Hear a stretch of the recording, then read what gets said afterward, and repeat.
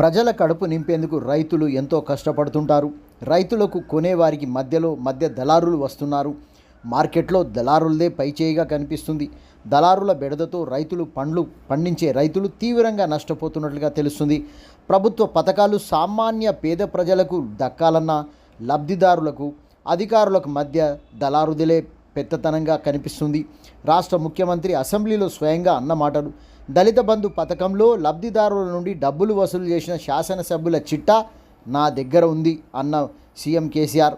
దళారులు అనగానే గుర్తొస్తుందంటున్న సామాన్య ప్రజానికం.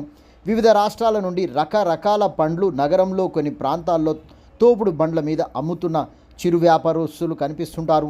లంబసింగి, శ్రీకాకుళం, విశాఖ ఏజెన్సీ ప్రాంతాలలో గిరిజనులు ఎక్కువగా పనస చెట్లను పెంచుతుంటారు. పనస పంట ప్రతి సంవత్సరం జూన్, జూలై నాటికి పనస కాయ పండుగ మారుతుంది. గిరిజనులు చిన్న పండును 30 రూపాయలుగా, పెద్ద పండును 50 రూపాయలుగా ఒక్కో పండుకు డబ్బులు తీసుకుంటారు. అదే పనస పండు హైదరాబాద్ నగరానికి చేరేసరికి 8 కిలోల పనస పండు 600 రూపాయలుగా, 10 కిలోల పనసకాయ పండు 800 రూపాయలుగా పలకడంలో దళారీ వ్యవస్థ ఉంది అంటున్న పనస పండించే గిరిజనులు. ప్రజలు, రైతులు చైతన్యవంతులైతే రైతులే నేరుగా పండించిన పంటను అమ్ముకుంటే కొంత లాభసాటిగా మారే పరిస్థితి ఉంది అంటున్న పండ్ల వ్యాపారస్తులు.